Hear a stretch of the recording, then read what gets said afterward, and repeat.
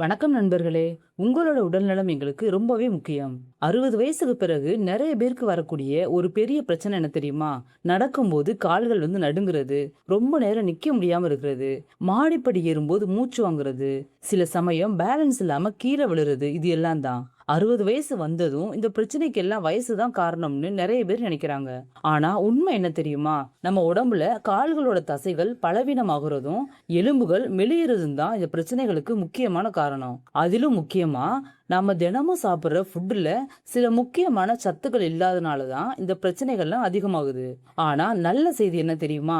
சில சாதாரண உணவுகளை தினமும் சாப்பிட ஆரம்பிச்சா கால்கள் வலிமை பெறும், எலும்புகள் பலமாகும், பேலன்ஸ் மேம்படும், தடுமாறாம நடக்க முடியும்.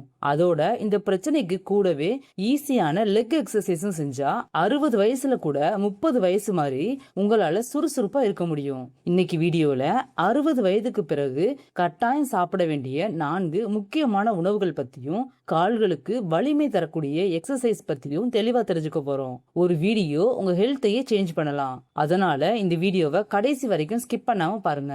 வாங்க வீடியோக்குள்ள போகலாம். ஃபர்ஸ்ட் ரொம்ப முக்கியமான உணவு தான் முட்டை. முட்டையில புரோட்டீன் அதிகமா இருக்கு.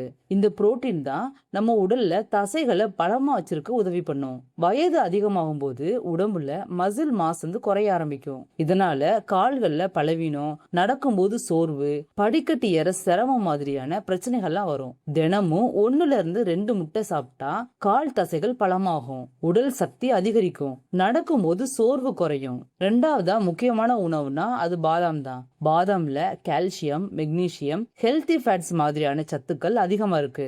இது எலும்புகளை வலுப்படுத்த உதவும். வயசான பிறகு எலும்புகள் மெலியறதுனாலதான் மண்டை வலி, மூட்டு வலி, நடக்கும்போது சிரமம் எல்லாம் வரும். தினமும் 5 பாதாம நைட்டு தண்ணியில ஊற வச்சு காலையில வெறும் வயிற்றுல சாப்பிட்டா எலும்புகள் வலிமையாகும், மூட்டுகள் நல்லா செயல்படும். அடுத்ததா ரொம்ப முக்கியமான உணவு கீரை. முருங்கைக்கீரை, பசலைக்கீரை, அரைக்கீரை மாதிரியான கீரைகள்ல கால்சியம், அயன், விட்டமின் கே ரொம்ப அதிகமா இருக்கு. இந்த சத்துக்கள் எலும்புகளை பலமாக்கும், தசைகளுக்கு சக்தி தரும், இரத்த ஓட்டத்தை மேம்படுத்தும். வாரத்துக்கு குறைஞ்சது 3-4 தடவை கீரை சாப்பிடுறது நல்லது.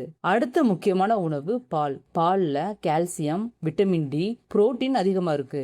இந்த 3 சேர்ந்து எலும்புகளை பலமாக்கும், மூட்டு வலியை குறைக்கும், கால்களோட வலிமையை அதிகரிக்கும். தினமும் 1 கப்பு பால் குடிக்கிறது 60 வயசுக்கு பிறகு ரொம்பவே நல்லது. இப்போ கால்களுக்கு வலிமை தரக்கூடிய எளிய எக்ஸசைஸ பத்தி பார்ப்போம். ஃபர்ஸ்ட் எக்ஸசைஸ் சேர் ஸ்டாண்ட். ஃபர்ஸ்ட் ஒரு சேர்ல உட்காருங்க, பின்ன மெதுவா எழுந்துச்சு நில்லுங்க, திரும்பவும் உட்காருங்க. இந்த மாதிரி 10 தடவை செய்யுங்க.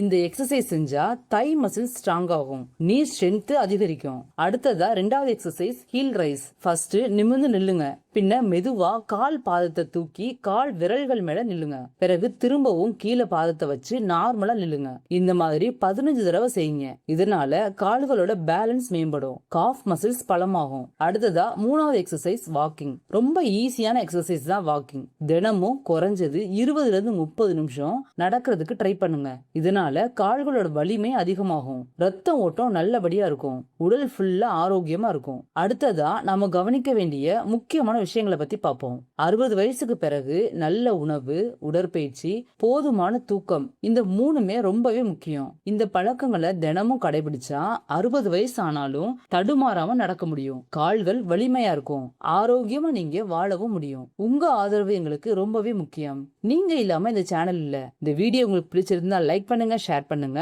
சப்ஸ்கிரைப் பண்ணிட்டு சப்போர்ட் பண்ணுங்க. தேங்க்யூ.